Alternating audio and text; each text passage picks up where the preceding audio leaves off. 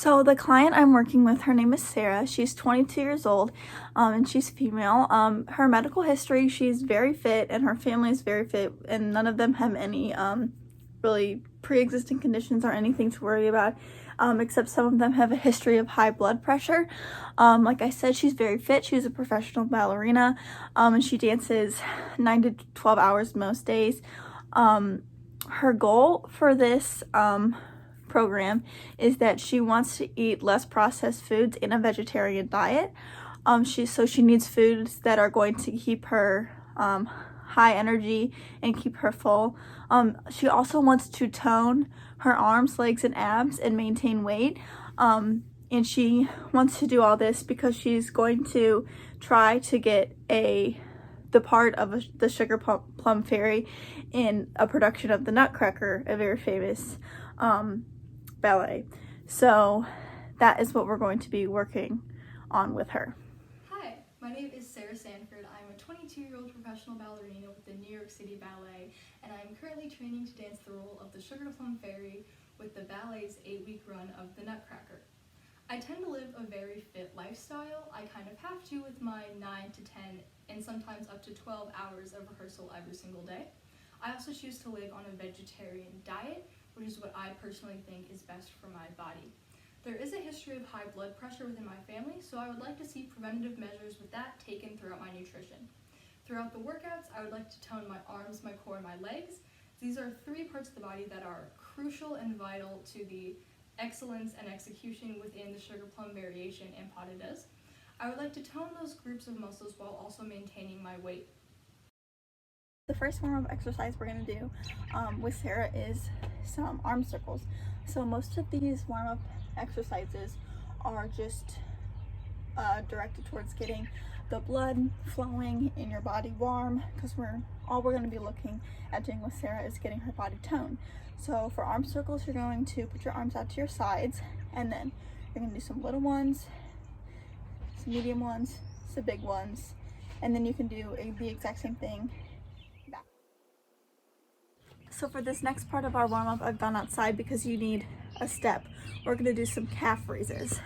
So you're going to, I hope you can still hear me, you're going to stand on the step with the front part of your foot on the step, and you're going to stand up here and just dip your calves down, and then stand up as high as you can on your tiptoes.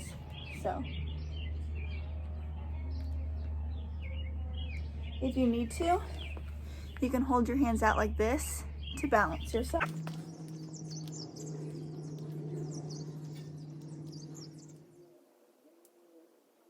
Then we're going to do is lunges. So for lunges, you're going to put your hands on your hips, and then put one foot in front of the other, and just bend your legs at a 90-degree angle. You want to make sure that you aren't putting any strain on your knees. So you just want to lean forward on that back toe and just go straight up and down, and keep your chest behind your knee. You can do 15 of those on each leg. The next thing Sarah's going to do is she's going to do a 2-minute in-place jog. So I'm pretty sure I don't have to explain this one. I think all of you know how to jog, but you're just going to kind of move your arms and run like this, and then you can time it for 2 minutes. And the final warm-up Sarah's going to do is 50 crunches. So for crunches, you want to make sure you are only pulling yourself up with your abs. So you're going to put your feet flat on the ground, and you can either put your hands here or behind your head. I like to put my hands behind my head, but you want to make sure when you put them behind your head, you're only using them as like a cupping and like supporting for your neck. You're not pushing yourself up with your hands. You want to make sure you're pulling yourself up with your abs. So I'm going to put my hands here, and then I'm just going to pull myself up with my abs. And if you're doing that that's when you should feel it here, is when you're pulling yourself up with your abs. So she's gonna do 50 of those. So all of those warm-up workouts have one very important thing in common as to why we do them before we work out, and the reason is because it gets your body warm and it gets your blood flowing. If you don't warm up before you work out, your body's going to be cold and everything's going to be really stiff and tight, and your muscles are going to be tight, they're not going to be loose, and so it's going to be really easy for you to strain or pull a muscle when you're working out, especially if you're doing heavy stuff like lifting. Even for Sarah, if she's just toning, it's still going to be possible for her to pull or strain a muscle if she hasn't warmed up. So it's really important for her to get warm and get her blood flowing. So it's great for her to do things like doing a jog, because that is going to work out most of her body and get her heart pumping, and it's great for her to work out her arms and then her abs and pretty much every limb that she's going to be planning on working out. Now we're going to be moving on to our strength exercises. So the first one we're going to be doing is step ups. We're going to be doing 25 of these, and so what you're going to do for these is you're going to stand, and then you're going to just put your foot with mostly just a little bit of your heel hanging off the step, and then push up and then just go back down like this, and then try and get as high of a step as you can go, because that pushing up motion is really going to be good for strengthening your thighs and your calves. The next exercise Sarah is going to do is squats. These squats are going to help with your glutes and with your legs. So she's going to do 25 of them, and for a squat you're going to stand with your legs shoulder width apart, and you can put your hands kind of on your hips, or you can kind of hold them like this, as I like to do sometimes, and then you want to have your feet facing your toes pointing straight forward, and then all you're going to do is just go down like this. You're going to stick your butt out, and you can kind of put your shoulders forward. You don't want to just like thrust yourself forward, you want to be pretty straight up, but you can lean forward a little bit. I'll show you from the side. So you can go like this, and you can kind of do them slower and more controlled, and that'll help you you know, feel it a little bit more in your biceps, in your glutes, in your hamstrings. So we're gonna do an overhead tricep press. We're gonna have Sarah do it with 10 pounds. So if you have a 10-pound weight, you can just do it with, like one weight, your hands holding it like kind of like this. If you have 2 5-pound weights, you can just do one in each hand like this. So you're gonna kind of hold them like this behind your head. Hopefully you can see that, like this. And you want to make sure you're using weights that are comfortable for you, so that you can pull them back up and it's not pulling at your back, because that can really hurt your back. So what you're going to do is you're going to hold them behind your head and then just pull them straight up with your elbows. The next thing we're going to do is dumbbell side raises.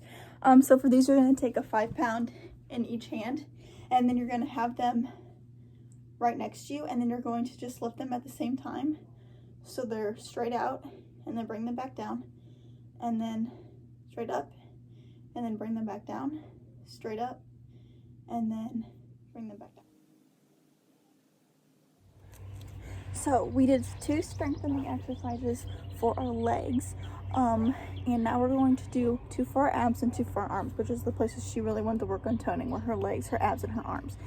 So the 2 strengthening exercises we're going to do for our abs are leg lifts and Russian twists. So we're going to start with the leg lifts. So for leg lifts, you're going to lay all the way down flat on your back, and it's going to consist of you just lifting up your legs and setting them down. So when you do this, you want to make sure the only thing lifting up from the ground are your legs, not your head, not your back, and especially not your butt.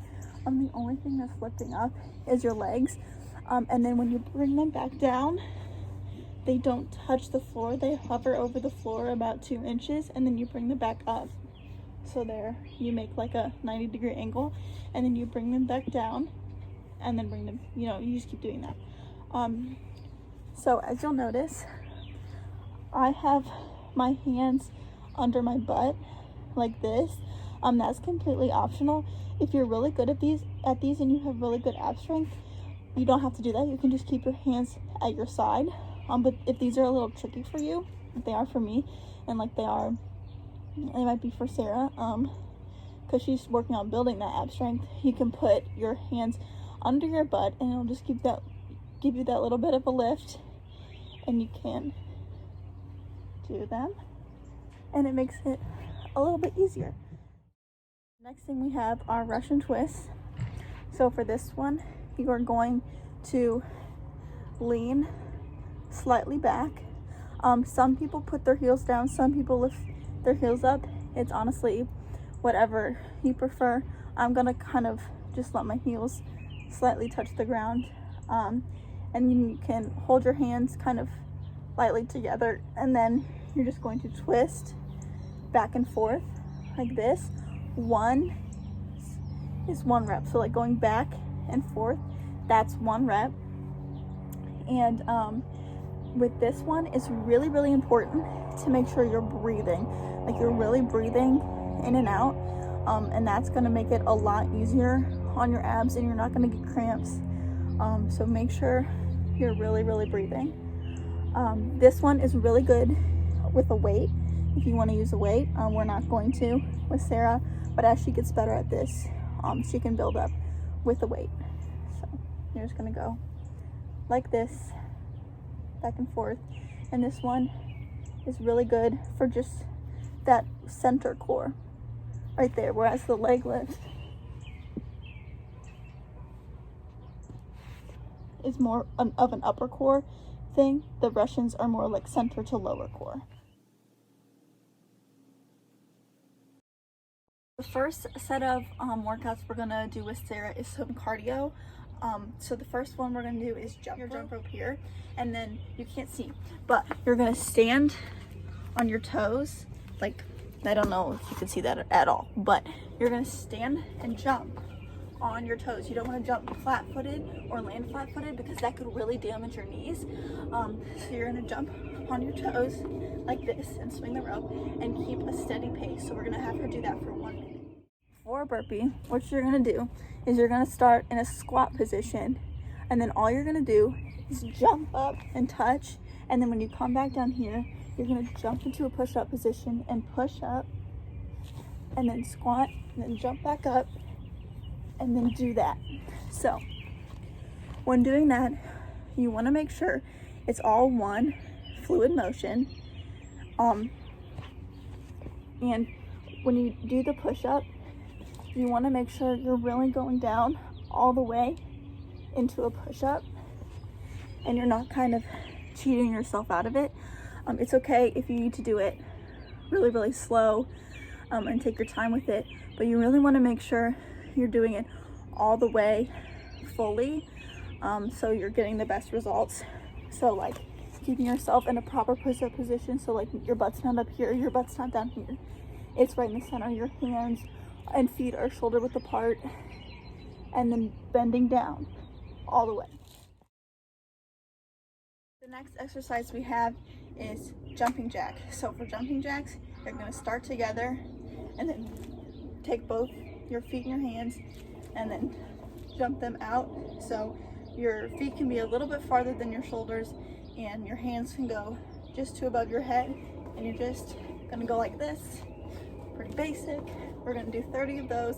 It's really going to get your heart pumping. So as you can see, there's kind of a pattern where we go for a little bit easier one, a little bit harder one, a little bit easier one, a little bit harder one. Next exercise we have is mountain climbers. So with this exercise, you're going to kind of think of that push-up position like we did with the burpees. So you're going to put your hands shoulder width apart and then kind of make sure your butt is parallel, and then you're just gonna run like that. Make sure you're doing it at a steady pace, a pace that's comfortable for you, but also make sure you push yourself with that one. That exercise is going to help with your abs and really get your heart pumping. The second to last cardio exercise we're going to do is running steps. So you're going to go up and down 5 times. It's not timed, so you can really go at whatever pace you need. Start out going strong, and if you need to go slower at the end, that's totally fine.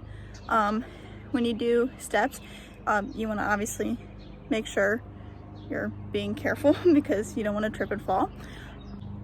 But you want to make sure you're staying on the tips of your toes, and you want to make sure you're trying not to use the railings. You're running with your arms. So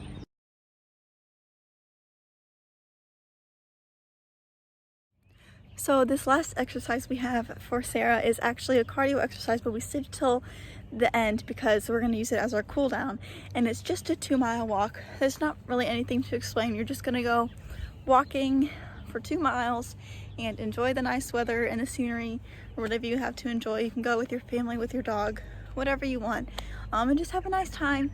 And goal is to eat less processed foods, be on a vegetarian diet, and to eat foods that provide energy and keep her full throughout the day. For breakfast, she has 2 cups of oatmeal with almond milk, which is 376 calories, 1 cup of mixed berries at 84 calories, and 1 cup of black coffee with 2 calories. For lunch, she has 4 cups of romaine lettuce with 1 radish, a half a cup of red onion, 1 cup chickpeas, and 2 stalks of chopped celery, which is 827 calories, a sliced orange at 45 calories, and a handful of almonds at 162 calories. For dinner, she has 12 ounces of chopped broccoli, 8 ounces of pasta, 2 tablespoons of olive oil, 3 garlic cloves, 1 teaspoon miso paste, and 2 cups of vegetable broth at 889 calories. And for dessert, she has a chocolate protein shake at 120 calories, which comes to a total for the day of 2,505 calories. I just finished my week of workouts and nutrition, and let me tell you, I loved those workouts. They're easy to maintain, and they kept me on a solid schedule, which really helped me since my schedule of rehearsals can usually get a little shaky and uncertain during performance times like this. I do have one downside, however. I did not feel as full from my salad during lunch in the period between lunch and dinner. The meal I had at lunch, the salad and the orange, did keep me full and energized throughout the beginning half of my rehearsals, though the latter portion, where I still had a couple more hours between finishing rehearsals and when I could eat dinner, I did find my energy dwindling and I was getting a little more fatigued. However, that would be my only downside. From doing this program, my dancing has significantly improved. My balance in my shoes is better thanks to the strengthening in my core, and I can't wait until showtime.